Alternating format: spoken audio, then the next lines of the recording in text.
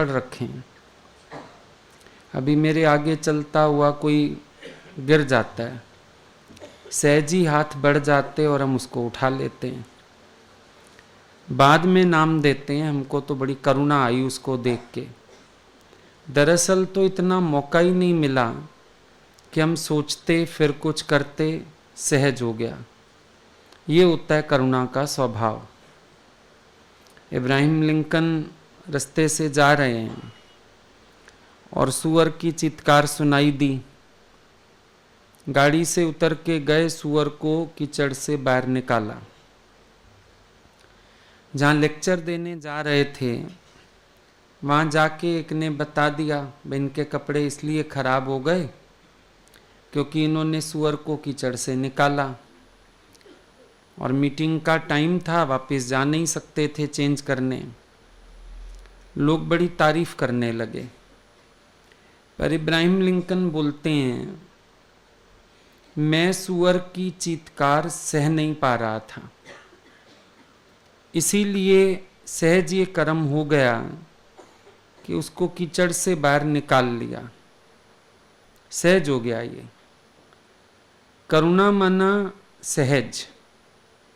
जब करुणा भी सोच के करोगे तो फिर तो आप एहसान बना ही दोगे उसको।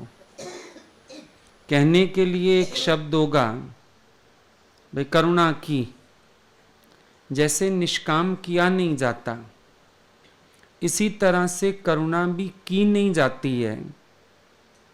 करुणा का तो एक स्वभाव होता है और वो अपने आप ही क्रिया करा जाता है, सोच सोच के नहीं किया जाता।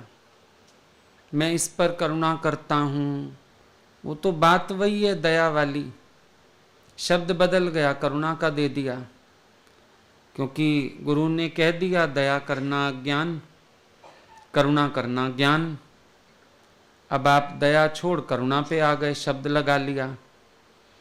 लेकिन करुणा बोला जहाँ अपना आप देख के, जैसे अभी अपने हाथ में दर्द होता है तो हम ऐसे ऐसे बैठ के दबा लेते हैं, फिर हम ये नहीं कहते मैंने अपने हाथ पे दया की, पर हम ये भी तो नहीं कहते हमने अपने हाथ पे करुणा की। ये समझाने के लिए शब्द हुआ ना, इसका मतलब कि जब आप दूसरा देखते हो तो दया हो गई, और जब आपको ऐसा भाव आता है जैसे मैं ही हूं तो ये करुणा हो गई। पर जब मैं ही तो हूं तो ना दया का ख्याल आता है ना करुणा का ख्याल आता है। सुबह से उठ के अपने शरीर की काफी सेवा करके आए होंगे सब लोग। सुबह सुबह उठ के इसको ब्रश कराया होगा, फ्रेश कराया होगा, नहलाया धुलाया होगा, नाश्ता खिलाया होगा, कपड़े पहनाए होंगे, कंघी करी होगी, बहुत सारी सेवा करके आए ना इसकी सुबह सुबह। अब किसको ख्याल आया मैंने इसकी सेवा की, किसको ख्याल आया मैंने दया की, किसको ख्याल आया मैंने करुणा की? नहीं आया ना कोई विचार। जब किसी के लिए भी कुछ हो जाए और हमारे अंदर कोई विचार ना आए, स्थिति ये है। लेकिन जब ये विशेषण ज्ञान वाले भी हम जोड़ देते हैं, देखो ज्ञानी की स्थिति बताने के लिए हो सकता है कई बार कुछ शब्दों का प्रयोग करना पड़ जाए, कभी कभी गुरु को अनुभव बताने के लिए कुछ शब्दों का सहारा लेना पड़ता है, लेकिन आपको अपने विचार से ये समझना है तो असल स्थिति भीतर की क्या है, और सच में नहीं आएगा। औरों के लिए तो छोड़ो, अपने वालों के लिए भी नहीं आता। आज अपने बच्चे को आप खड़े पैर 500 रुपए की चीज लेके दो तो ये विचार किसको आता है कि मैंने बच्चे पे बड़ी करुणा करी, दया करी? कोई भी विचार नहीं आता। मतलब जब जितना प्रैक्टिस बढ़ेगी अपना आप देखने की, आप ज्ञान अज्ञान दोनों से खाली होते जाओगे। जब तक अज्ञान पड़ा रहता है जरूर मन को ज्ञान के शब्द का बोध देके इसका विचार बदला जाता है। समझो मन में अहंकार आ रहा है दया करके, तो एक शब्द से बोध दे देते हैं, भाई दया तो द्वैत में है, गुरु ने तो कहा अपना आप देखना, और तेरे से भी ईश्वर ने करा दिया, करने वाला तू कौन। ऐसा कोई भी विचार अपने मन को दे के हमने अंदर से अहंकार का भाव खत्म किया। लेकिन अभ्यास करते करते आप महसूस करोगे जहां सेल्फ सियर हो गए, ना ज्ञान बचा ना अज्ञान बचा। इसीलिए आप देखो ज्ञानी का झगड़ा किसी से भी नहीं है, किसी से भी नहीं है, क्योंकि अद्वैती है, सबको अपने में समा सकता है, शोर उसके पास कोई भी नहीं है, किसी भी प्रकार का शोर नहीं है।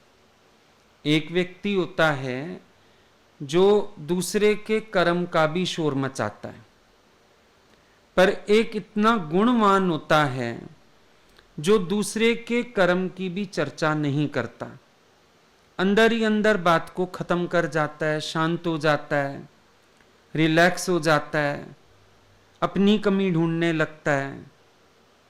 वो अंतर्मुखी व्यक्ति ज्ञान का अभ्यासी हुआ। अच्छा, अब एक होता है बहिर्मुख व्यक्ति, जहां अपनी भूल को भी हम छिपाते हैं। एक हम अपनी गलती छिपाते हैं, एक हम सामने वाले की गलती छिपाते हैं। जब हम अपनी गलती छिपाते हैं तो हम चोर हुए, और जब हम सामने वाले की गलती छिपाते हैं हम निष्काम हुए। अच्छा, अपनी अगर भूल इंसान रखता है आगे, कब रख पाएगा? जब उसका इतना विवेक होगा। अगर तुम्हारा कॉन्शियस तुम्हें बाइट नहीं करेगा तो तेरा मन कहेगा मेरी गलती किसी को पता ही नहीं है, ढकी रहने दो। अक्सर होता है, बहुत सी गलतियां, बहुत से पाप इंसान अकेले में ही तो करता है, उसका साक्षी कोई नहीं है। लेकिन उतना विवेक जागा हो कि इन दो आंखों से भी तो भगवान देखता है। जैसे शिष्य को बोला था, भाई कबूतर मार के आना ऐसी जगह जहां कोई देखता ना हो। शाम को वो जिंदा कबूतर लेके वापिस आ गया। कैसे ले आया भाई, क्यों ले आया? कहता है आपने कहा था ऐसी जगह मारना जहां कोई देखता ना हो। अब मेरी आंखों से भी और कबूतर के आंखों से भी भगवान दिखता था। अब कितनी प्रैक्टिकल बात अगर हम देखें, अगर हमारी इतनी आंख खुल जाए तो शायद एक एक क्षण हमारा भय में बीते। डर लगेगा ना, अंदर से परेशानी होएगी। अच्छा, इससे भी ऊपर एक स्थिति है, भगवान का डर नहीं होता, डर अपने कर्म का होता है। जहां हम गलत हैं, हमारा विवेक हमें जीने ना दे। जब हमारा विवेक हमें जीने नहीं देता, तब हमारे अंदर पश्चाताप की आग जलती है, तब हमारा अपने स्वभावों से छुटकारा होता है। और एक होता है सामने वाले की भूल, हम उसको पीछे कर देते हैं, क्या फायदा उजागर करने का, बनाना तो मुझे अपने को है। तो निष्कामी और उदार दिल हुआ जो सामने वाले की भूल को भी भुला पाए, और विवेकशील और समझदार वो हुआ जो अपने एक गलत ख्याल को भी अंदर बर्दाश्त ना कर पाए। ये अंतर हो जाता है। शब्द तो कई सुन लेते हैं, अभी ये कितनी बार सुना होगा, कबूतर की आंख से भी भगवान देखता है, मेरी आंख से भी देखता है। पर प्रैक्टिकल हम इन बातों पर कितना चल पाते हैं, महसूस ये करना है कि हर पल मेरे को फील होता है तो भगवान की 2 आंख मेरे पीछे है, हर समय मुझे अनुभव होता है, तो परमात्मा मेरे एक एक कर्म का साक्षी है। हर पल मुझे अपना इतना साक्षी सुजाग है कि एक विपरीत ख्याल या किसी के प्रति बोला गया एक भी गलत शब्द वो मेरी नींदें हराम कर देता है, मेरे को चैन नहीं लेने देता है। वहां कहेंगे ना हम के विवेक जागा, वहां कहोगे। पर जहां हम अपने गलतियों के साथ भी मजे से जी रहे हैं, जहां हम अपनी भूलों के साथ भी आराम से जी रहे हैं, मना हमारे अंदर अभ्यास शुरू ही नहीं हुआ ज्ञान का, क्योंकि जड़ता वही की वही है ना। आप देखो, दया से अहंकार उत्पन्न हो रहा है, लेकिन जड़ता होने के कारण हम करुणा करुणा शब्द तो बोल रहे हैं, लेकिन कभी हम ये पकड़ के नहीं लाए गुरु के पास कि मैं करुणा तो बोलता हूं पर अंदर अहंकार तो वही वाला महसूस होता है जो दया करके महसूस होता था, करुणा करके भी वही अहंकार महसूस हो रहा है। तो करुणा तो शब्द ले लिया मैंने, लेकिन अंदर से करुणा का भाव शायद जागा नहीं है, या मेरा अहंकार गया नहीं अंदर से। खोज चलेगी, ज्ञान को शोध करोगे तो खोज चलेगी चलेगी। देखना पड़ेगा गुरु कहां से बात करता है और हम उस बात को धारण कैसे करते हैं। ये एक समझने जैसी बात है ना। आज एक सच्चा व्यक्ति है, उसको ईश्वर का भी भय नहीं है। जैसे गीता भगवान बोलते हैं कि भगवान क्या, भगवान के बाप का भी डर नहीं है। एक बड़ा सच्चा व्यक्ति बोलता है। और दुनिया में आप देखोगे एक गुंडा बदमाश आदमी भी ये वाले शब्द बोलता है, मैं किसी के बाप से नहीं डरता। बोल दे जिसको बोलना है जाके। शब्द एक है, पर शब्द में अहंकार, एक में अहंकार है, एक में सच्चाई की खुशबू है। कि अगला व्यक्ति निर्भय होके, संत स्वभाव, निर्भय होके जीता है, क्योंकि वो जानता है अंदर से कि मैं ईश्वर को हाजिर नाजिर जान के चल रहा हूं, कुछ ऐसी भूल किया नहीं हूं, तो वो डरता नहीं है। एक ये स्थिति है। एक स्थिति है जहां डीठताई, जैसे बच्चे देखते हो आप, कोई कोई बच्चा मार खा के डीठ हो गया तो मां उसको डांटने लगती है तो कहेगा क्या करोगे, मारोगे, ज्यादा में ज्यादा लो मार लो, डीठताई हो गई। एक व्यक्ति ने गलत किया नहीं, वो निर्भय है प्रेमवश, यहां निर्भयता है अहंकारवश। दोनों बातों में अंतर आएगा। शब्द वही का वही हो सकता है, आप भी बोलो, हमें किसी का डर नहीं, पर ये शब्द तब यूज करना जब सचमुच मन वचन कर्म से बहुत साफ हो जाओ। अगर मन वचन कर्म से कहीं भूल की संभावना होवे ना, तो ऐसा शब्द भी इस्तेमाल मत करना, क्योंकि पता नहीं कहां पर किस कर्म की सजा सामने आ जाएगी। बड़े बड़े बोल बोलने नहीं चाहिए। तुम देखेंगे ज्ञानी को कितनी खुनकी क्यों नहीं है ज्ञान की, फिर भी बड़े बड़े बोल नहीं बोलता। समझाने के लिए भले बोले, तुम्हें एनकरेज करने के लिए, तुम्हें अपलिफ्ट करने के लिए, कभी कभी बड़ी ऊंची बात भी बोलता है, पर साधारणतया उसके जीवन में तुम देखेंगे अति की नम्रता, निमाणा भाव, हों कछ नाही, चरण धूल तेरे जन की ओमा, भाव उसके अंदर ये रहता है, अहंकार का भाव नहीं करेगा। कितना भी निश्चय में आ जाओ, कितना भी निराकार में स्थित हो जाओ, तो भी कभी अहंकार की भावना नहीं करना। भावना नम्रता की रखना। हनुमान जी से जब पूछा गया आप कौन, राम जी ने ही प्रश्न किया था आप कौन, कहते हैं आत्मिक निश्चय से जो तू है सो मैं हूं, जो मैं हूं सो तू है। पर शरीर करके मैं आपके दासों का भी दास हूं। हमेशा अंदर ऐसा निश्चय बना रहना चाहिए। शरीर करके मैं आपके दासों का भी दास हूं।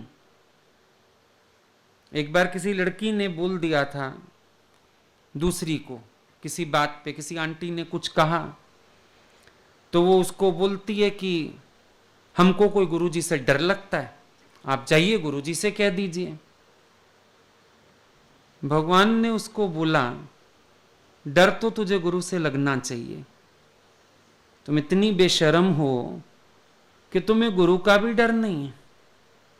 ये शब्द तो वो बोलता है जो अंदर से उद्दंड है और गुरु के प्रति श्रद्धा रहित है, वरना ये शब्द कभी मुंह पे आ ही नहीं सकता है, मरते दम तक नहीं आ सकता, क्योंकि उनके भय की छाया में ही तो जीवन सधा हुआ चल रहा है।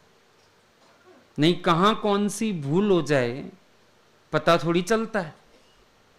और बोला तुम भूल के ऊपर तूने भूल की, ये कह के कि मुझे गुरुजी से कोई डर थोड़ी लगता है। कितनी बेशर्मी है, कितना अंदर गुरु के प्रति कृतघ्नता है, कितना अहंकार सिर चढ़ा हुआ है, तब तो तेरे मुंह से ये शब्द निकला। अब देखो कभी कभी हम अपना शब्द भी नहीं तौल पाते, सुनी हुई हैं बातें और बोल दिया। अब बात चाहे हो रही थी गंभीरता में, चाहे हो रही थी मजाक में, और वो बोली मेरे दिमाग में गीता भगवान की बात घूम रही थी, भगवान तो क्या भगवान के बाप का भी डर नहीं। बोला तुम गीता भगवान हो गई हो गीता भगवान। और गीता भगवान ने सत्संग में भले खुनकी दिलाई सबको इतनी ऊंची, पर अपने जीवन में तो उन्होंने कभी ऐसी भाषा का प्रयोग नहीं किया। अपने जीवन में तो वो हमेशा नम्र करके रहे। उनके गुरु के साथ लड़कियां रहती थीं, वो भी अगर टोक देती थी ना कभी गीता भगवान को कुछ, भगवान उनकी बात भी मान लेते थे। एक लड़की ने एक बार खाली बोला आके, साईं कहते हैं मैचिंग चिमटियां क्यों लगाती है, बाल खुले रखते थे चिमटी लगाते थे एक क्लिप सा। साईं कहते हैं मैचिंग चिमटियां क्यों लगाती है। पता नहीं साईं ने कहा था नहीं कहा था, भगवान ने उस दिन से क्लिप लगाना ही बंद कर दिया, सिंपल रबड़ लगाते थे बालों में। वो दिन और आखिरी दिन फिर उनके बालों को क्लिप ने नहीं छुआ। सिर्फ एक लड़की ने आके कह दिया, ये था उनके जीवन में चरण धूल तेरे जन की ओमा। कंफर्म भी नहीं करते थे, भगवान आपने कहा, अच्छा क्लिप लगाने में बुराई क्या है, कुछ नहीं। अगर किसी ने भी कहा है उन्होंने मान के मुड़ जाना है, किसी ने भी कहा है उन्होंने नम्रता कर लेनी है। असल ज्ञान ये है जब हमारे जीवन में अड़ने का नहीं झुकने का स्वभाव बन जाए। रोज सुनते हैं एक पुल पे दो बकरी आ गई, दोनों ने सींग लगाए, दोनों नीचे खाई में गई। संकरा पुल था बड़ा। फिर दो बकरी आ गई, एक बैठ गई, दूसरे उसके ऊपर से पैर रख के निकल गई। संत ने जीवन का रहस्य सीख लिया।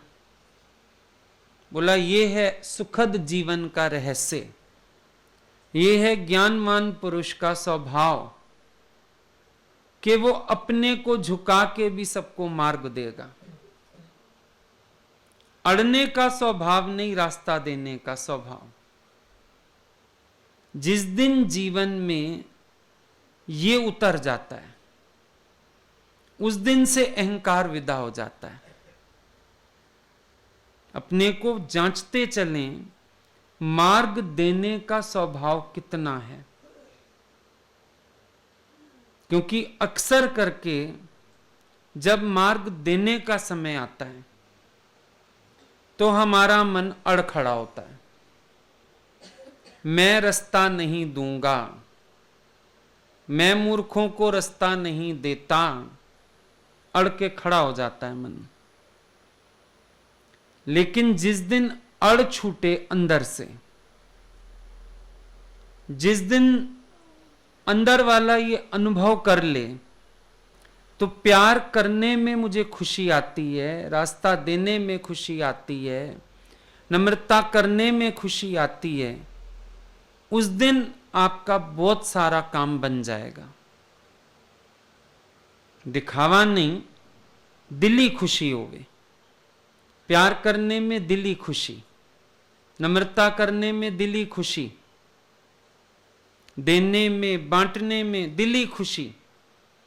जिस दिन ये स्वभाव बन जाएगा उस दिन बहुत काम उतर जाएगा आपका, क्योंकि समय इसी चीजों में लगता है। हर एक व्यक्ति को अपनी अड़ छोड़ने में ही तो समय लगता है।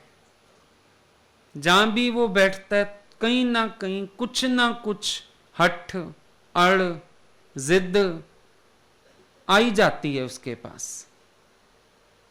लेकिन कुछ भी ना हो, बहुत सहज सी जीवन हो,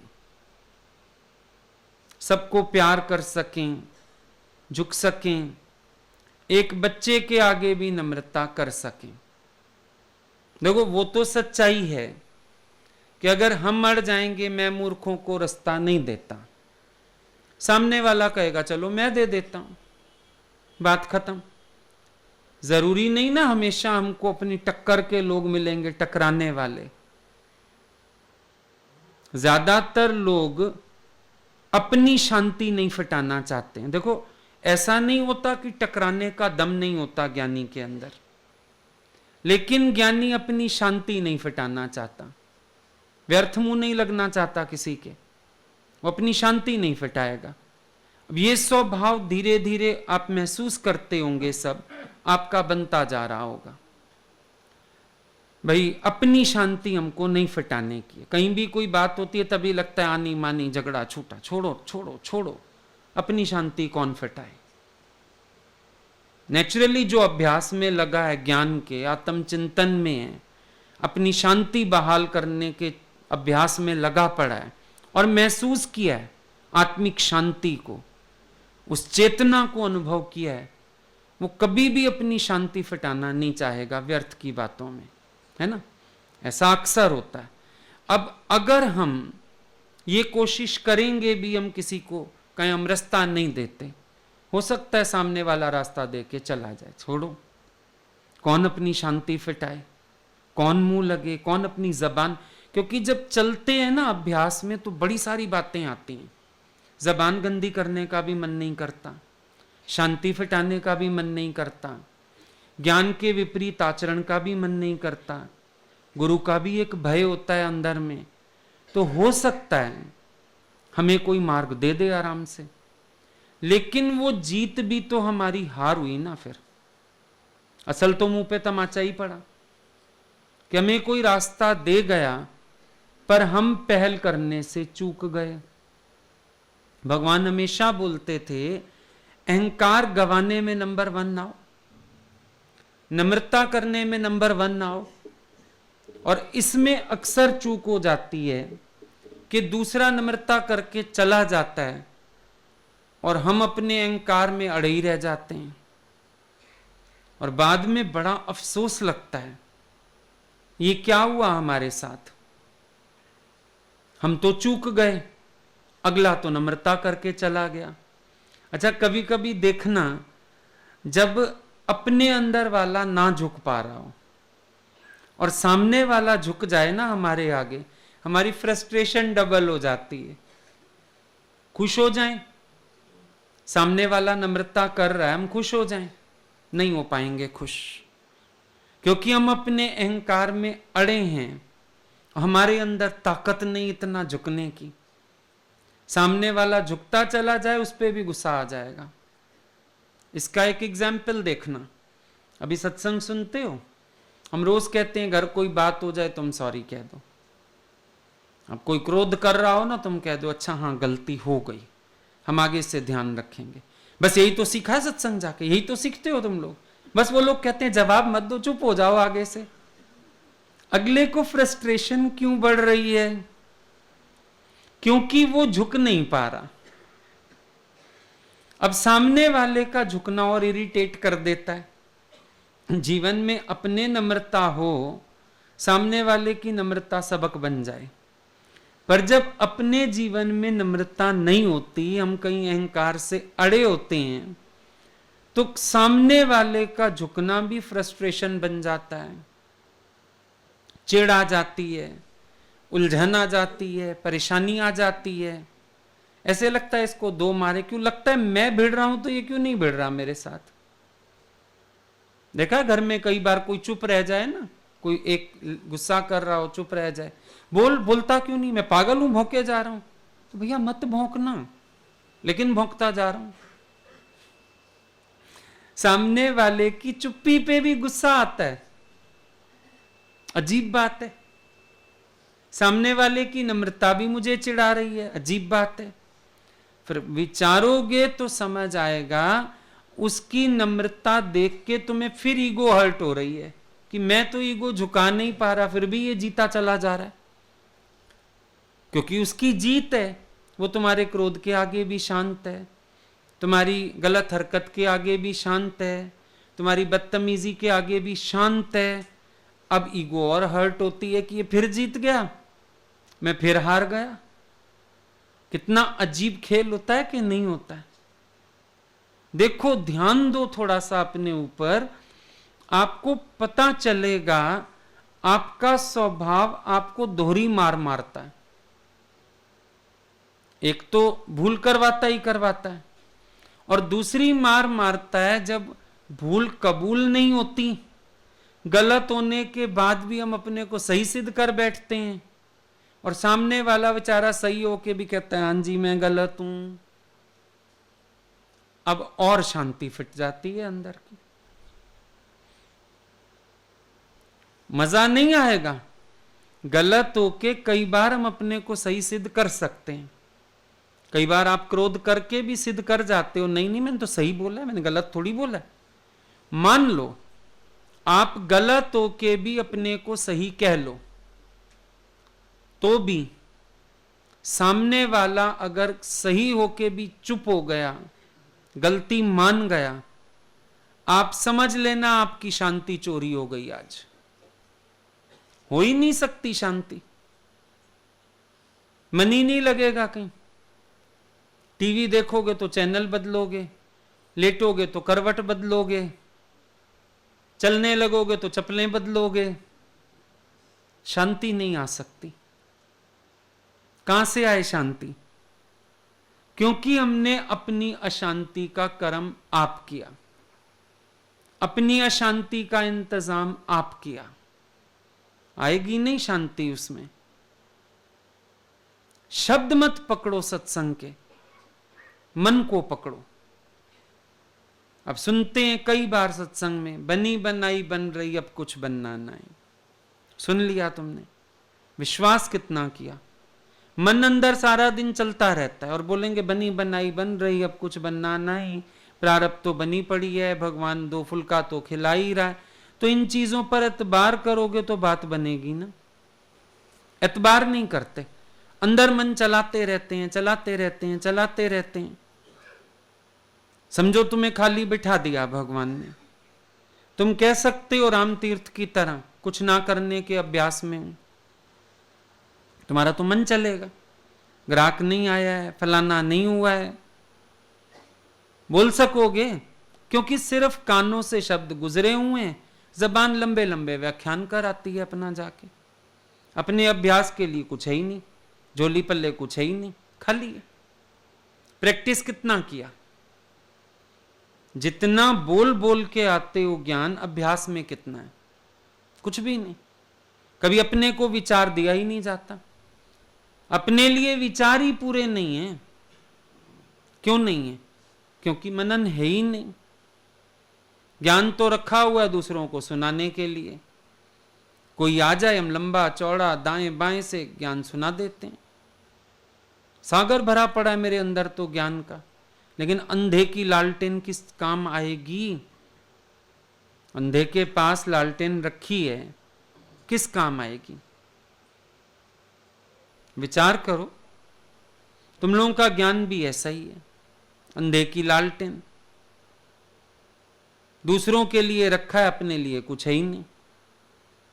अपने तो मन में एक विचार अड़ जाए ना, प्रेजेंस ऑफ माइंड खत्म। फिर लिख के देंगे हमारे अंदर एक विचार अड़ा है, आप सुनना बैठ के। अरे तुमको इतना भी अभ्यास नहीं हुआ ज्ञान का कि तुम फॉर द टाइम बिंग बात को किनारे करो, वैसे तो ज्ञान से खत्म करो। इतना ज्ञान बोल बोल के आते, और नहीं भी हो रहा उसको साइड करके तुम अभी जो कर रहे हो वो करो। नहीं, मेरा दिमाग उधर ही जा रहा था उधर। तो ज्ञान का अभ्यास क्या है भाई तुम लोगों का? वैथरी बकवासें सीखी हुई हैं बस। जहां गए भौंक के आ गए, 1 घंटा। गली में कुत्ता भौंका, कमरों में तुमने भौंक लिया बैठ के 50 लोगों के आगे। बस यही ज्ञान है तुम लोगों के पास। तुम्हारी अपनी स्थिति क्या है ज्ञान पे? मन को जीतना आता है, विचारों को जीतना आता है, ख्यालों को खत्म करना आता है। क्या आया तुम्हें? तुमने ज्ञान के अभ्यास से क्या सीखा? जहां हालत आई वहीं अड़े खड़े हो, जहां हालत आई वहीं परेशान हो, जहां हालत आई वहां नेगेटिव रिएक्शंस हैं, जहां हालत आई वहां गलत हो गया तुमसे, बाद में एक सॉरी लेके घूमते रहते हो। हाँ हो गया हमसे, हो गया हमसे। कब तक? कब तक? पूछो अपने से। राम तीर्थ का मिसाल सुना, उसके पास औरत छिपा के ले गई सोना जंगल में, वो भी फेंक दिया नदी में, तभी उनको खाना मिल गया। तुम्हें तो ये भी नौबत नहीं आई, खाना अच्छा भला मिल रहा है 2 टाइम। कमी है किसी चीज की? बच्चे कमा रहे हैं, खर्चा चल रहा है, रोटी से वंचित हुए हो किसी दिन, कोई कमी नहीं है। पर अंदर वाले को बीमारी है, उसको अपने हाथों से होता नहीं दिखता, जेब में खुले पैसे नहीं दिखते, तो मस्त फकीर बन जाओ, क्या हो गया? वाह वाह मौज फकीर आंदी। लेकिन फकीर शब्द तो खाली सत्संग में सुनाने के लिए। हम थोड़ी फकीर बनेंगे, हम तो शाहूकार बनेंगे। हमें तो पैसे चाहिए, हमारी तो रोज ग्राहकी हो, गल्ला भरा हो, नहीं तो हमें टेंशन हो जाती है। हम बिठाते हैं, पूछते हैं कोई काम रुका? नहीं नहीं, ऐसे तो सब अच्छा चल रहा है। फिर क्या दिक्कत है? फिर क्या परेशानी है? खा रहे हो, पहन रहे हो, घूम रहे हो, सब अच्छा चल रहा है, क्या दिक्कत है? है परेशानी, मानसिक परेशानी। क्योंकि खाली झूठा बोला है, तन मन धन सब तेरा। अंदर वाले को तो पता है मेरा भगवान का थोड़ी है। ये गलती होती है। ज्ञान के शब्द पकड़ के सब लोग चल पड़ते हैं, और ज्ञान का जो अभ्यास है वो वहीं का वहीं छूट जाता है। दादा का ज्ञान सब आगे बढ़ा रहे हैं, हम कहते हैं नहीं, शब्द बढ़ा रहे हैं, ज्ञान कोई नहीं आगे बढ़ा रहा। ज्ञान तो अपने ही जीवन में नहीं है, ज्ञान आगे क्या बढ़ाओगे? ज्ञान अपने जीवन में तो आ जाए पहले। पर तुम तो दादा के शब्दों को पार्सल कर रहे हो। ज्ञान के शब्द सुने हुए हैं, सब एक से एक पार्सल आगे कर देते हैं, खुश हो जाते हैं। फिर भाई हमने ज्ञान बताया दूसरे को, अपने लिए कुछ रखा? अपने लिए कुछ नहीं रखा। अपने पास रोज रोना है, और सारा रोना सत्संग करने वालों के पास ही होता है। लोग बेचारे फिर भी तुम्हारी बातें सुन के अभ्यास करके अपने को बना लेते हैं। जितने लोग कार्य में लगते हैं ना, बहिर्मुख ज्यादा होते हैं। उनको लगता है बस हमें तो लेक्चर ही लेक्चर करना है, हमें तो बस लोगों को ज्ञान सुनाना है। हम सुनाते जाएं, लोग अपनी जीवन बनाएं, और सच में यही होगा, लोग जीवन बना जाएंगे, तुम वहीं के वहीं खड़े। इतने सालों में कहां खड़े हो, पूछ लो अपने से, वहीं के वहीं खड़े हो। एक हालत सालों से तुम्हारे साथ है, पर तुम्हारे पास एक परफेक्ट विचार नहीं है जो कह सको मेरे को हालत अब लगती नहीं है। 2-2 टाइम सत्संग किए जा रहे हैं, किए जा रहे हैं, किए जा रहे हैं, सब लगे हुए हैं दिहाड़ी पे, इसे मुफ्त की मजदूरी किए जा रहे हैं। अपने पास कुछ नहीं, खोखला पड़ा है, तो भी टेंशन नहीं है, मैं खोखला हूं अंदर से। आओ फिर सुबह सत्संग करें, आओ शाम को करें, दिन में आओ सत्संग करें, बोलो ही बोलो, बोलो ही बोलो। और अपने लिए क्या रखा, प्रैक्टिस ही नहीं की अपने लिए तो। और अब इतनी हालत हो गई, कहते अब कोई विचार काम ही नहीं आता, कहां से आएगा। जिस समय प्रैक्टिस का वक्त था उस समय तुमने लेक्चर पे जोर लगाया। लेक्चर करें, लोगों की स्थिति बनाएं, लोगों को ज्ञान में ऊंचा उठाएं। जब तुम ही नहीं ऊंचे हो, लोग कहां से ऊंचे उठेंगे। जितना मर्जी बोलाओ जाके, आखिर तो वहीं के वहीं। संतान दा कहना सिर मत्थे ना लाओ थे दाओ थे। तुम तो वहीं घूम रहे हो। क्या ज्ञान कम है? ज्ञान में शफा कम है? अभ्यास की घटताई है, क्योंकि अपने लिए उस एंगल से सोचा नहीं जाता। सबसे बड़ी जो प्रॉब्लम है, जब हालत दूसरे के साथ है, जो नजरिए हम उसको दे पाते हैं, वो नजरिए अपने को देना बहुत मुश्किल काम है। कोई भी व्यक्ति वो नजरिए अपने आप को नहीं दे पाता, दूसरों को दे देते हैं नजरिए। कोई आ तो जाए, मैंने खुश करके भेजा उसको, बिल्कुल समाधान कर दिया मैंने उसका, फिर ये मन को भी अलग करो और समाधान दो इसको, हम देखें कैसे नहीं असर होता। पर अपने लिए लगता है नहीं, परिस्थिति बहुत बड़ी है, हालत बहुत बड़ी है। नहीं भाई, ऐसे थोड़ी होता है, हालत आती है तब देखना पड़ता है। अपने लिए सोच ही नहीं है वो वाली। अभी यही केस कोई और ले आए, तुम्हारे पास 100 विचार हैं, अपने लिए उन 100 में से एक भी विचार नहीं है, 00। हालत देखो अपनी। रोज गुरु कहता है अभ्यास करो, अभ्यास करो, कोई अभ्यास नहीं, कोई विचार फिट ही नहीं बैठा आज तक अंदर। तो क्या किया तुमने? सिर्फ दूसरों के लिए दुकान खोल के बैठे, खुश हैं। इतने लोग सुबह आ जाते हैं, इतने लोग शाम आ जाते हैं, फिर क्या? सुबह शाम लोग आ भी गए 13 की, तुम तो हर टेस्ट में फेल हो, तुम तो हर हालत में परेशान हो, तुम्हारे तो स्वभाव निकल निकल के आते हैं, फिर ज्ञान क्या हुआ? ज्ञान खाली जबान पे रखा हुआ है। या फिर वो जो युधिष्ठिर ने आश्चर्य देखा, कलयुग का लक्षण बोला देख के आओ। आश्चर्यजनक बात कौन सी? पक्षी के परों पे ज्ञान लिखा और मुंह में विष्ठा है। वही हालत हुई, परों पे ज्ञान है, बोलने के लिए ज्ञान बहुत सारा है, मुंह विष्ठा में ही।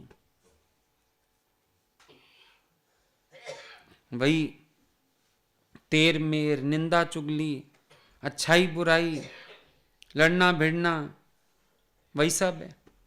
तो मुंह तो विष्ठा में ही पड़ा है ना। पंखों पे ज्ञान है, कोई देखे तो कहे ऐसा अजीब पक्षी, परों पे ज्ञान, पर मुंह तो देखो कहां है उसका। ये हालत है। सिर्फ सब खुश हैं। गुरु ने कहा निष्काम। निष्काम तो पहला अपने से होता है। जो स्वयं से निष्काम नहीं कर पाया, दूसरों से निष्काम क्या करेगा। पहला निष्काम तो अपने से करो ना। ज्ञान खुद को सही समझ आए, अनुभव में आए, पहला निष्काम तो अपने साथ है। निष्काम भी एक शब्द मिल गया और सबको लगा निष्काम माना भीड़ बढ़ानी है, निष्काम माना लोग इकट्ठे करने हैं, निष्काम माना पब्लिक बना लेनी है। निष्काम का ये अर्थ है ही नहीं। निष्काम कहता है डाई बिफोर यू डाई, पहले तुम मरो। और पूरा समय अपनी चेकिंग करो, कहीं तुम्हारी जरा सी भी आवाज तो नहीं निकलती, जरा सी भी मैं तो नहीं निकलती तुम्हारी। पूरा दिन अपनी जांच करो, पूरा दिन विचारो, मैं तो नहीं निकल के आती, अंदर वाला फिर कुछ बनता तो नहीं है। पहले इन सब चीजों को जांचने की जरूरत है। लेक्चर करना आ गया तो क्या हुआ। लेक्चर करना आना कोई बड़ी चीज नहीं है। सब डायरेक्ट गुरु बनना चाहते हैं, कोई शिष्यत्व में रह के अभ्यास ही नहीं करता। अगर गुरु तुम्हें अभी बिठा के हिसाब पूछे, बताओ भाई कितना कितना अभ्यास है ज्ञान का, क्या स्थिति है, तेरे स्वभाव कितने कंट्रोल हो गए, है जवाब तुम्हारे पास? कह सकोगे कि हां मेरी स्थिति मजबूत हुई है, अब मेरी पहले वाली दुर्दशा नहीं है? कह सकोगे? पूछो अपने से। सुना है, अगर करुणा का स्वभाव बन जाए ना, तो वैसे ही ज्ञानी सब पे करुणा करता रहता है। करुणा प्रेम का रूप बन जाती है, प्रेम का आधार बन जाती है।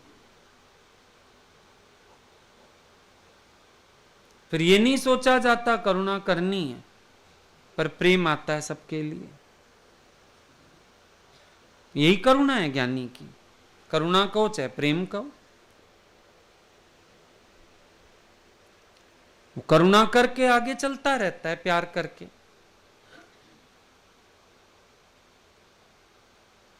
इतना ऊंचा उठ के भी ज्ञानी नम्रतावान है।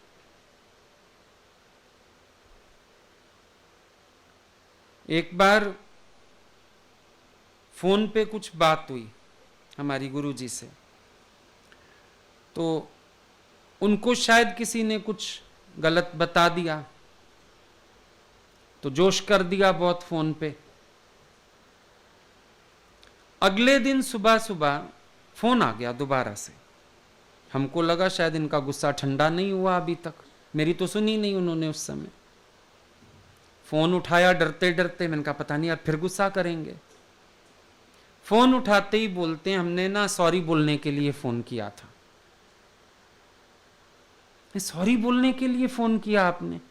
बोले वो फलानी ने हमको ऐसे गलत कह दी बात, और हमको अब पता चली कि तुम्हारी तो बात कोई थी नहीं बीच में, हमें बहुत बुरा लग रहा था, हमने तुम्हें इतनी जोर से डांट दिया कल, तुम्हारी सुनी भी नहीं, मुझे चैन नहीं आ रहा था। रात को ही बात क्लियर हुई, मुझे चैन नहीं आ रहा था, मैंने सुबह सुबह उठ के फोन मिला दिया। सुबह 7 बजे फोन आ गया, जबकि जगते भी कम थे इतनी जल्दी। 7 बजे सुबह फोन, बोले मुझे चैन ही नहीं पड़ा।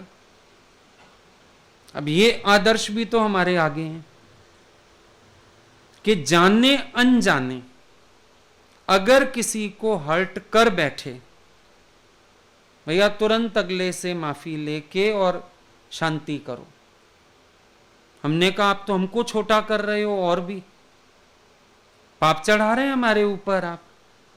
बोले नहीं, मुझे मालूम है तुझे अच्छा नहीं लगेगा, पर मुझे लगा मैं एक बार प्यार कर लूं तो बात खत्म हो जाए।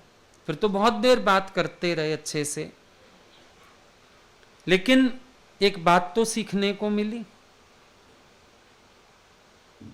कि जाने अनजाने, वैसे तो इतनी सावधानी होती है ज्ञानी के अंदर कि अनजाने में भी किसी को दुखा नहीं सकता वो, और किसी को मेरे से थोड़ी सी तकलीफ हो जाए वो भी वो सह नहीं सकता। अरे आपको मेरे कारण दिक्कत हुई, आगे से हम पूरा ध्यान रखेंगे, रियली सॉरी। ये होता है नम्रता का स्वभाव, करुणा का स्वभाव, प्यार का स्वभाव। और दूसरा स्वभाव क्या होता है, जिसमें हम ये कहते हैं, जैसे लोग बोलते हैं ना, कैसे कहना चाहिए, भाई अगर तुझे तकलीफ है तो तू हट जा। कई बातें होती हैं ना ऐसी, कोई अगर तुम्हें कहे, समझो चेयर ही शेयर करके बैठे हो या थल्ली पे ही बैठे हो, कोई कहता है थोड़ा सा खिसक जाओ ना, दिक्कत हो रही है, तो दिक्कत हो रही है तो उठ जाना यहां से। और जो नम्रता वाला है वो क्या कहेगा, वो कहेगा नहीं रुको मैं थोड़ा एडजस्ट होता हूं, अब ठीक लग रहा है, दिक्कत तो नहीं हो रही, अब ठीक बैठे हो। अब वो 4 बार पूछ के अगले को खुश करेगा। ये अंतर है। तुम छिड़ जाएंगे फटाफट। तो क्या हुआ, अगर प्यार करने में थोड़ी मेहनत लगे, थोड़ा सहना पड़े, सह लो, पर प्यार जरूर करो। और हम क्या सोचते हैं, मेरे को कंफर्ट जिसमें मिले मैं वो काम करूं, दूसरा जाए भाड़ में। मेरे को सुख किस में मिल रहा है मैं तो वो करूंगा। और भावना हमेशा हो सबको सुख किस में मिल रहा है। अब एक है भजन, दूजियां नु दुख देके आप चांदे सुख नु, लगदा ना फल कदी जड़ों सड़े रुख नु। अगर एक पेड़ जड़ से सड़ जाए उसको फल नहीं लगेगा। तो अगर मेरे सुख का इंतजाम दूसरों के दुख पर है तो मैं कभी जीवन में शांति नहीं पा सकूंगा। पर भावना दादा भगवान जैसी, मेरे को शलक कुर्बानी भी करनी पड़े पर तुमको सुख मिलता है, बहुत अच्छा है। किसी के सुख के लिए जीना, किसी के सुख का इंतजाम हमसे हो पाए, हम बड़े सौभाग्य। ये होती है ज्ञानी की करुणा, ये उसकी करुणा है कि हम किसी के लिए कुछ कर पाते हैं। अगर बहुत अच्छा है, ईश्वर ने मेरे लिए मौका बनाया, परमात्मा ने मुझे सेवा दी आज, बहुत अच्छा, मैं इसको निभाता हूं, बहुत प्यार से निभाता हूं। कोई आ गया घर से, बेचारा चल नहीं पा रहा, हाथ पकड़ के प्यार से ले आओ, अपनी सीट भी दे दो उसको। तुम बोलेंगे जब इतनी हालत थी घर से चले क्यों, क्या जरूरत थी आने की। अरे क्या पता बेचारे का आज आखिरी दिन हो, दर्शन करने आया है, तुम काहे उसको टूट के पड़ रहे हो। क्या हो जाएगा, तुम अगर हाथ पकड़ के अंदर ले आए, तुमने को अपनी सीट भी देनी पड़ी, क्या हो गया। उस समय कर दोगे क्योंकि हम बैठे होंगे ना सामने, कर दोगे। फिर सत्संग के बाद चोटी पकड़ोगे, माता जी आपको आने की क्या जरूरत थी इस हालत में। अरे क्या हो गया, आ गई तो। उल्टा तुम सीखो, तुम सही सलामत होते हुए भी बेईमानी करते हो, अगला ऐसी स्थिति में भी आ रहा है, हमारे लिए आदर्श है। और कईयों का ऐसा हुआ है, गुरु के पास भी देखा हमने, यहां भी देखा, होके गए बेचारे सत्संग से, और घर जाके हरिओम ही हो गया उनका। मिलके गए, बोल के गए, आज हम आ नहीं रहे थे पर आ गए, तबीयत थोड़ी ठीक तो नहीं थी पर आ गए, और आ नहीं गए, भगवान ले आया था उनको। होके गए, दर्शन करके गए, सत्संग सुन के गए, और घर जाते ही छुट्टी हो गई। तो किसी को हम ये भी नहीं कह सकते ना,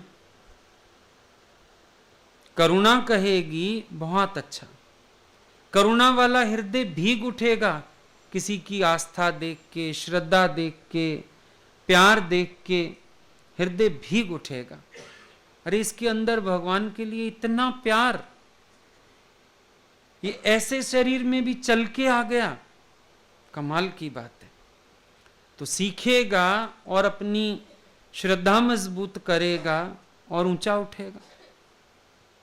ये करुणा हुई। तुम बोलेंगे नहीं मैंने उसको एक लेक्चर दे दिया, तो गलत किया ना। उत्साह ठंडा कर दिया, प्रेम ठंडा कर दिया, सब में बड़ी बात तुमने उसकी लगन का अपमान कर दिया।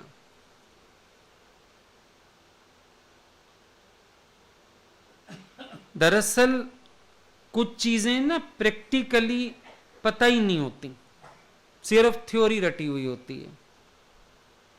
अगर प्रैक्टिकली पता हूं तो बात ही और है। अब सुना ना, गुरु की दरबार में गुरु साहब आए, सारे खड़े हो गए, वो एक आंखें बंद करके, सब उसको लाते मारे, उठ गुरुजी आ गए, उठ। गुरुजी ने बोला वो तार ही मेरे से जोड़े बैठा है, तुम चुप करो। उसकी तो तार ही मेरे से जुड़ी हुई है, क्यों लाते मार रहे उसको? आंखें बंद हैं, मेरे से जुड़ी हुई है तार। अब अनुभव तो होता नहीं, पर मन सोचता नहीं तमीज सिखाएं। गुरुजी आ गए, स्टैंड अप। क्लास में नहीं करते थे, मैडम आ गई स्टैंड अप, सारी क्लास खड़ी हो जाती थी, गुड मॉर्निंग मैडम। रोज की उनको आदत होएगी। वो जो भजन गाते गाते समाधि में चला गया, उसकी समाधि तोड़ रहे हैं। नहीं नहीं, उठ उठ उठ, गुरुजी आया है। वो तो अंदर ही गुरु से मिलाप किए बैठा है, अंदर ही गुरु से जुड़ा हुआ है। कौन बड़ी बात है? कई बार हमारे पास थोथे अभिमान भी होते हैं। वो सोच रहे हैं सारे भगत हम बहुत से आने हैं, देखो हम उठ गए गुरुजी के आने पे तो सो रहा है। कई लोग ऐसा करते हैं, वो अपने आप को हाई फाई भगत समझते हैं, हम बड़े हाई फाई हैं। जरा सा एडजस्ट होना पड़े, जरा सा कोई लेट आ जाए बेचारा बीच में बैठने, ऐसे नाक से कोड़ेंगे, मुंह से कोड़ेंगे, और वैसे जैसे सत्संग में झपकियां खाएंगे, और तब उस टाइम सारी वृत्ति भंग हो जाएगी। वृत्ति खराब करते हैं लोग, बीच में आके ना वृत्ति खराब करते हैं। मेरे को एक हैंडी कैमरा दे दो, मैं एक एक दिन तुम्हारी वीडियो निकाल लूं 60-60 मिनट की, एक एक घंटे की, देखूं तुम्हारी वृत्ति वैसे कितनी एकाग्र है। ये भी तो थोथापन है ना, और क्या है, ये भी थोथापन है। लेकिन लगता है कि हम शो करें, जान के एक पहले मेरी तरफ देख लेंगे कि हमारी आंख गई, फिर मुंह टेढ़ा करना शुरू करेंगे कि मेरे को बड़ी तकलीफ हो रही है, मेरी ना ऐसे तार जुड़ी हुई थी आपसे, छिन्न भिन्न हो गई, मेरी ना वृत्ति भंग कर दी फलाने ने। हमारी तो आज तक नहीं हुई। हम तो उल्टा ये देखते थे भगवान को दिक्कत ना हो, इशारे से बोलते थे इधर मेरे पास आके बैठ जा चुपचाप। वो फ्लो चल रहा है, उनके सत्संग का हलचल ना हो, कोई बड़ी बात नहीं। हम लोगों की तो नहीं होती थी वृत्ति खंडित, ऐसे वृत्ति जुड़ी ही नहीं, खंडित क्या। जितनी देर हमने वो सब सोचने में लगाया, तो हमारी अपनी तो बहिर्मुखता है। अब मान लो हम भजन गा रहे हैं, 1 मिनट के लिए एक शब्द स्लिप हो गया मेरे से, या ताल बिगड़ गई, दोबारा लय में आने में कितनी देर लगती है। अगर हम पहले से ही कंसंट्रेशन में हैं, लय में हैं, तो एक क्षण की हलचल से कोई फर्क थोड़ी पड़ता है, कोई भी फर्क नहीं पड़ता। ये दिखावा है। कर दिखावा भक्ति का, ओढ़े चादर उजलिया। अंतर मन साफ किया ना, बाहर मांझी गागरिया, और कुछ नहीं। अगर ध्यान दें तो पता चलेगा कि जो वृत्ति बनी हुई होती है वो तो कंटिन्यूड ही रहती है। क्या ईश्वर कोई कृपा नहीं करता? कोई इतना अपनी तार जोड़ के बैठा है, वृत्ति बना के बैठा है, एक क्षण के लिए चलो कुछ हिचकोला आ गया, क्या ईश्वर उस पर कृपा करके उसकी वृत्ति को कायम दायम नहीं रखेगा? कैसे हो सकता? सोचने वाली बात है। उल्टा अच्छा हो गया, मेरे थोड़े से आगे पीछे होने से अगले की जगह बन गई, वो बैठ गया, वो भी दर्शन करेगा, वो भी एकाग्रता से सत्संग सुन लेगा। फायदा हुआ, नुकसान हुआ? चलो गुरु ने तो सिखाना है इसलिए वो जोश करता है, अभी समय से आओ, सबकी वृत्ति बिगाड़ते हो, पर तुम्हारे पाठ पे क्या उचित है? तुम हलचल होने ही ना दो, फटाफट समेट के सबको संभालो। ये है ज्ञानी की करुणा, ये करुणा होती है। भगवान आते थे, हम माइक पे बैठते थे, रिकॉर्डिंग करनी होती थी। अब हाइट थी शुरू से अच्छी, अब पीछे जो लाइनें बनी हुई तो उनमें औरतें शॉर्ट हाइट की भी होती थी, कई बार तो स्लिप्स आती रहती थी, भैया आप राइट हो जाइए, भैया आप लेफ्ट हो जाइए, भैया सिर नीचे कर लीजिए। कई बार हमने सत्संग ऐसे करके भी सुना, सिर नीचे करके, चल भाई तेरे को दिख जाए ठीक है, उसमें क्या है? तो वृत्ति थोड़ी खराब हो गई कोई। सबकी वृत्ति बनाने में भगवान मेरी वृत्ति तो पहले बनाएगा। विचार करके देखो। और तुम लोग क्या पकड़ लोगे? मेरी बड़ी वृत्ति एक बार बन जाती है, फलान हो जाता है, तीर हो जाता है। कई माइयों का ड्रामा देखता हूं मैं यहां से बैठ के, और वृत्ति कुछ नहीं है, क्योंकि मैं भी फिर वॉच करता रहता हूं कितनी एकाग्रता है, रहनी क्या है। और बीच बीच में इधर भी आंख घूमती है, उधर भी घूमती है, झपकी भी आती है, और वैसे नाटक करेंगे, चू चू करेंगे, नाक से कोड़ेंगे। टच हो गया, आपका घुटना टच हो गया तो तू अछूत है क्या? टच हो गया तो क्या हो गया? क्या हो गया फिर? हमको तो पांव में तकलीफ रहती थी बचपन से, इस वाले टांग में। कोई साथ बैठा रहता था, हम कई बार तो उसको बोलते थे टांग सीधी कर दे, मेरे को 2 मिनट सहारा लेने दे। क्या हो गया? और किसी ने मुंह नहीं बनाया कभी, जो बेचारा पास बैठा होता था सहारा दे ही देता था। नहीं अपनी डायरियों वाला बैग घुसा लिया, फिर तू भी शांति से सुन ले, तेरे को पैर फैलाने की जगह मिल गई, मुझे घुटना रखने की, चलो तेरा भी काम हो गया। और ये सेटिंग तो भगवान से भी करनी पड़ती है। तुझे मिल गया पुजारी, मुझे मिल गया ठिकाना। ये सेटिंग तो भगवान से भी चलती है, नहीं चलती? गाते नहीं थे जाके, तुझे मिल गया पुजारी, मुझे मिल गया ठिकाना। तेरा काम बन गया, तुझे पुजारी मिल गया, मेरा काम बन गया, मेरे को एक दर मिल गया, ठिकाना मिल गया। तो शब्द मत पकड़ो ज्ञान के, विचार करो हर बात का। ये भी शब्द हमारे पकड़ लेते हो, बड़ी वृत्ति खंडित करते हो, ऐसे करते हो, वो अब तुम लोग छुई मुई के पौधे ही बन गए हो सारे। कोई जरा सा पर्स टच हो जाए किसी का, ऐसे वहां बैठी रहती है ना, वहां से ये क्या है भाई, ये पर्स हटा यहां से। पर्स लग गया तो क्या चमड़ा, मतलब चमड़ा ना लगे तुझे? क्या हो गया? किसी के पर्स की तनी आ पड़े तो हलचल में आ जाएंगे, किसी की पानी की बोतल पड़ी हुई है तो मेरे चारों तो फिर समाधि बनवा ले एक, उसमें जा अंदर भाई, वहीं कोई नहीं आएगा, जिंदे के पास तो हर कोई बैठेगा। और एडजस्टमेंट, प्यार, ये क्या ज्ञान का पार्ट नहीं है? नहीं है ये ज्ञान का पार्ट। दादाजी तो बोलते थे तुम्हारे बेटे की शादी है, सब आए हैं, जल्दी जगह बनाओ। और छोड़ो, एक दिन दादाजी सत्संग करने गए, शायद किंग सर्किल में, याद नहीं मेरे को जगह, सत्संग करने गए थे। तो दादाजी के लिए तखत लगा था, सब लोग बैठे थे। इतने में 3-4 साहूकार औरतें आ गईं, क्लफ वाली साड़ियां पहनी हुई। अब वो आके सत्संग के बीच में यूं यूं खड़ी हूं, कहां बैठे कहां बैठे कहां बैठे। दादाजी ने देख लिया ये नीचे नहीं बैठेंगी।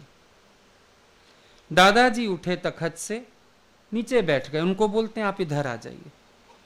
अब उनको भी क्या पता, वो 3-4 माइयां तखत पे सज बैठी, दादा ने नीचे बैठ के सत्संग किया। ये हमारे गुरु का आदर्श है हमारे आगे। ये हमारे गुरु का आदर्श है हमारे आगे। अपनी जगह भी दे देते थे। भगवान बहुत करते थे ऐसे, इतना प्यार किया सबको। अभी हमारी ये प्रेम जी जाती थी ना, भजन सुनाती थी, गुरु जी को अच्छा लगता था। यहां तखत पे अपने साथ इनका हाथ अपनी गोदी में रख लेना, सहलाते रहना और भजन सुनना।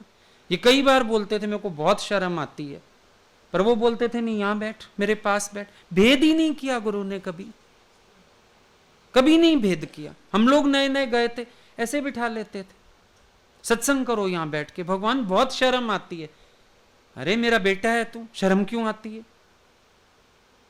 गुरु के पास तो हम लोगों ने ये चीजें देखी। घरों में जाते थे, कहीं भी चढ़ा के पर छत्तियां होती थी वहां चढ़ा देते थे, चढ़ जाओ ऊपर। वो पेटियां रखी रहती थी लोगों की, इस पे चढ़ के बैठ जाओ बैठ जाओ सत्संग आराम से। और वो तो चलती वाणी रोक देते थे कई बार तो। ये तो बाद में टेलीकास्ट का हो गया, कैसेट्स थोड़ा ज्यादा निकलने लगे तो नहीं करते थे। शुरू में तो बीच में रोक ही देते थे सत्संग। अरे जगह नहीं है, भीड़ हो गई, अंदर आ जाओ, अंदर यहां बना लो जगह, ऐसे करके। उन्होंने कभी कहा ही नहीं मेरी वृत्ति खंडित हो गई, अब मैं ज्ञान कहां से शुरू करूं, मैं तो भूल गई क्या बोल रही थी। फिर शुरू हो जाते थे। तो कोई भी शब्द नकल में नहीं लाना है, विचार करना है। अब हमने अगर कहा कि वृत्ति खंडित होती है, तुम सबने खेल बना लिया, एक दूसरे को जगह नहीं देते हो, या चिड़चिड़ करते हो, या मुंह बनाते हो, गलत बात है। सबको जगह दो, सबको प्यार करो, सबको एडजस्ट करो। कभी तुम भी तो लेट हो सकते हो। अब परिस्थितियां तो किसी के वश नहीं है। पता नहीं कौन कितनी झंझटों से जूझ के आया होगा बेचारा, मालूम है। कभी कभी नहीं होता, मेहमान आ जाते हैं, कभी मेरा पेट धोखा दे जाता है, कभी वॉमिटिंग हो जाती है आते आते, कभी एक्सीडेंट हो जाता है, कभी गाड़ी पंक्चर हो जाती है। पता नहीं अगला कितने झंझटों से निकल के आ रहा है। शुक्र है आ तो गया, लेट ही आ गया।